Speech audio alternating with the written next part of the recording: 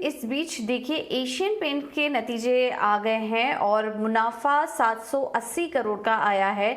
1076 करोड़ का हमारा अनुमान था। तो मुनाफे पर तो इस वक्त हम देख रहे हैं कि काफ़ी एक बड़ा मिस इस वक्त दिखाई दे रहा है। और एशियन पेंट्स के शेयर में इस वक्त हम देखेंगे तो नतीजे आए हैं और उसके बाद शेयर में भी एक देखिए बड़ी गिरावट आई है। जैसे ही नतीजे आए और मुनाफे का फिगर आया उसके बाद एक शार्प डिप यहाँ पर देखने को मिल रहा है स्टॉक प्राइस में। अभी तक सिर्फ मुनाफे का फिगर आपके स्क्रीन पर चल रहा है, एक एक करके हम और भी नंबर्स आपके सामने लाएंगे।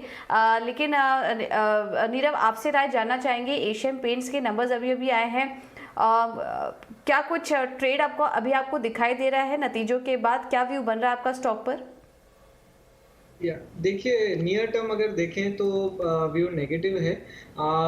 एक double top kind of formation है 3500 के आसपास की, और उसके बाद स्टॉक ने लगातार एक डिक्लाइन देखा है। मेरे हिसाब से ये स्टॉक 3000 से 2900 तक के लेवल्स तक नीचे करेक्ट हो सकता है, तो यहाँ से आप बेच के चल सकते हैं।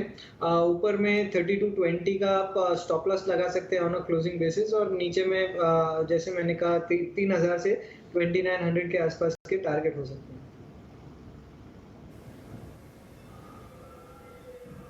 ऑलराइट, ठीक है। तो ये व्यू आपका इस वक्त स्टॉक में आपको दे दिया गया है, स्टॉप लॉस और टारगेट भी सुझा दिए गए हैं। एक बार नंबर्स पे वापस से नज़र डालें तो जो फिगर्स आ रहे हैं, मुनाफे का फिगर देखिए वहाँ पर 32% की ग्रोथ आई है।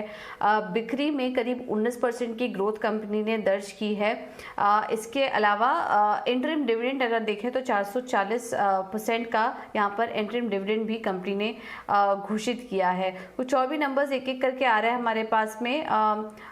मुनाफे का नंबर हमने आपको बताया। अगर मार्जिन के फिगर पे देखेंगे तो वो भी अगर नंबर देखेंगे तो हमारे अनुमान से कमज़ोर ही इस वक्त फिगर्स देखने को मिल रहे हैं। इंटरनेशनल कारोबार देखिए वहाँ पर बिक्री में करीब 15% की बढ़त हुई है। बाथ फिटिंग्स कारोबार में 10% की बढ़त हुई है। किचन कारोबार में करीब 14% की बढ़त हुई है। तो हर एक सेगमेंट में हम देख रहे हैं जो ग्रोथ आई है वो तो डबल डिजिट ग्रोथ है, लेकिन उसके बाद भी अगर ओवरऑल नंबर हम देखेंगे तो हर फ्रंट पर जो नतीजे आ रहे हैं वो अनुमान से कमजोरी है। आय की बात करेंगे, मुनाफे की बात करेंगे, मार्जिन की बात करेंगे, ग्रोथ जरूर नजर आ रही है, लेकिन हर फ्रंट पर अनुमान से कमजोर नंबर्स इस वक्त देखने को मिल रहा है। कामकाजी मुनाफा भी देखिए यहाँ पर भी बढ़त आई है, मुनाफे में 80% की बढ़त देखने को मिली है, बट अनुमान से कमजोर, इस वजह से स्ट्रीट यहाँ पर नतीजों को पसंद नहीं कर रहा। वॉल्यूम ग्रोथ का फिगर भी इंपॉर्टेंट होगा देखना कि किस तरह के नंबर आते हैं, लेकिन आप देखिए स्टॉक आ चुका है 2% नीचे।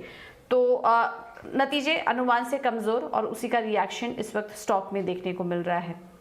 चलिए अब आगे बढ़ते हैं। स्टॉक पर रणनीति क्या होनी चाहिए ये भी हमने आपको बताया, स्टॉप लॉस और टारगेट भी आपको सुझाए। लेकिन चलिए अब आगे बढ़ते हैं। कुछ और भी नतीजों की अगर बात करें तो आज हमने देखा कि इंडसइंड के नंबर्स भी देखिए, नतीजे आए, नतीजे अच्छे थे, लेकिन कुछ डाउनग्रेड आए और उसके बाद हमने मुनाफा वसूली भी होते हुए देखी। इंडसइंड बैंक के शेयर में 5% नीचे इस वक्त कारोबार कर रहा है। नीरव आपका क्या व्यू बन रहा है इंडसइंड बैंक पे? क्या चार्ट्स पे और कमजोरी दिखाई दे रही है या फिर ये लेवल्स आपको अच्छे लग रहे हैं खरीदारी करने के लिहाज से? नहीं, यहाँ बहुत सिमिलर एक पैटर्न है इंडसइंड बैंक का, लाइक एशियन पेंट्स। एक double top kind of formation around 1250 odd हुआ है, और उसके बाद लगातार ये स्टॉक में सेलिंग देखी जा रही है। मेरे हिसाब से ये स्टॉक करेक्ट हो सकता है 1000 तक के लेवल्स तक, तो यहाँ से शॉर्ट करके चले। अगर आपके पास लॉन्ग है तो एग्जिट करें पोजीशंस, क्योंकि स्टॉक में भी काफ़ी सेलिंग और आ सकती है आगे आने वाले दिनों में। किसी को शॉर्ट करना हो तो 1200 का आपको स्टॉप लॉस लगाना चाहिए।